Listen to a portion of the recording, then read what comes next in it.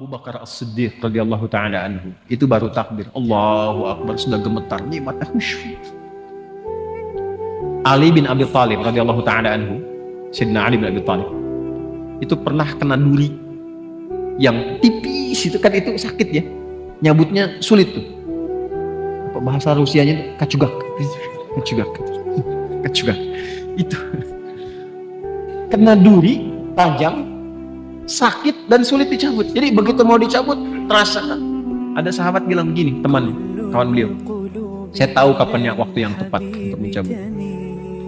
Begitu takbir Allahu Akbar, takbir, itu dicabut durinya, bahkan tidak ada perubahan di ekspresi wajah, sama persis dengan saat mulai bertakbir.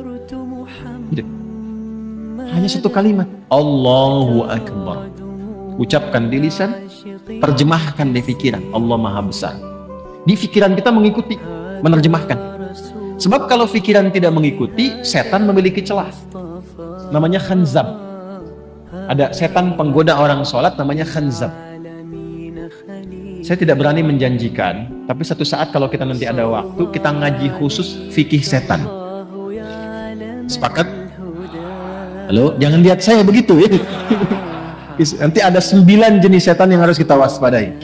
Dari mulai setan wudhu, setan rumah, setan kantor, terus setan pasar. Ada bu, setan pasar. Sekarang sudah mulai keren, jadi ke mall. Gitu. Itu yang bikin ibu kalau ke mall itu pulang ke rumah masih ingat tas yang ibu lihat itu. Nah itu artinya pengaruh setan melekat sampai ke rumah. Gitu. Ibu belanja tuh, padahal beli makanan aja, tapi pulang ke rumah mau tidur, Pak tadi ada yang bagus deh Pak, tas di sana itu gitu. Nah itu ikut tuh. Udah lama tas kan masih banyak tuh, yang penting fungsinya bisa jadi ibadah. Oh iya ya Pak, ya Allah itu kan dihisab. Tapi yang tadi juga bagus kok Pak itu. Itu ke bawah. Itu setan pasar. Ya. Nah ini setan orang menggoda orang salat. Kata Nabi langsung dalam hadisnya, ketika kita mulai bertakbir, idza kabbara aw bima ma'na kama qala Rasulullah sallallahu alaihi wasallam, fayaqulu syaitan, maka setan mulai beraksi. Ya, dia berkata, udhkur kada, ingat ini, ingat itu. Ini kalimat ini sering saya sampaikan. Tadi kan sebelum Isya ya, waktu sebelum takbir kan kita fokus saja kan. Istau, khusyuk, sudah tahu, benar-benar khusyuk, fokus. Nggak ada ingat apa-apa. Tapi begitu takbir, Allahu Akbar, langsung muncul semua di kepala tuh. Ini hujan berhenti apa enggak? Ini pulang bagaimana? Ya kan? Dan sebagainya. Muncul, betul kan begitu kan? Muncul kan? Betul. Nah, berarti hadisnya benar. Dan Nabi nggak mungkin salah, karena ada petunjuk wahyu. Hatta la yash'ura al-musalli kam raka'atan yusalli.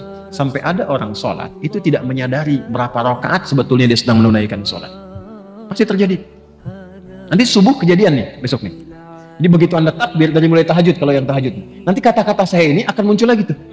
Allahu Akbar, ingat nih, setan akan menggoda ini. Itu setan. Itu setan. Walaupun dia datang untuk mengingatkan, tapi tetap dia setan. Dia setan. Cara mengatasinya bagaimana? Nah, jadi mengetahui, memahami bacaan sholat itu menjadi penting untuk menepis itu. Jadi begitu bertakbir Allahu Akbar, pikiran menerjemahkan Allah Maha Besar, hati meresapi langsung. Ya Allah, aku berikrar Engkau yang Maha Besar. Tapi sebelum sholat bahkan aku membawa kebesaran dalam kehidupan. Sombong kepada kawan, merasa yang paling hebat dengan pasangan, yang tinggi dibandingkan dengan kawan, merasa yang paling agung, tinggi kedudukan dan sebagainya. Dibawa, bagaimana kalau Engkau wafatkan aku sekarang dan aku merasa dalam kebesaran itu? Tobat ya Allah, aku mohon ampun. Ini yang membuat Abu Bakar As-Siddiq radhiyallahu taala anhu, sahabat terbaik, imannya tinggi, dekat dengan Nabi, hidupnya membersamai Nabi, hijrah jadi pendamping Nabi, di kuburan menjadi teman Nabi, di akhirat membersamai Rasulullah. Itu takbir Allahu Akbar sampai menangis mengingat itu. Maka dalam kesadaran itulah kita mengucapkan Allahumma ba'id baini wa baina khataaya kama ba'adta bainal masyriqi wal maghrib. Khataaya, ya kecil di belakang itu ya pengakuan. Ya Allah, saya mengakui saya ini banyak salahnya. Hamba ini banyak maksiatnya ya Allah. Sedangkan hamba masih mengaku hamba-Mu. Hamba berharap surgamu, hamba berharap pertemuan dengan Rasulullah, tapi hamba mengakui hamba banyak dosa. Maka Anda katakan, kalau memang dalam sholat ini hamba pun masih membawa banyak dosa, ya Allah, dengan ampunanmu yang tanpa batas, mohon ampuni dosa hamba, dan jauhkan dari hamba sejauh-jauhnya, seperti engkau jauhkan timur dan barat yang tidak pernah bertemu. Hamba malu bertemu denganmu, ya Allah, dalam keburukan. Itu maksudnya.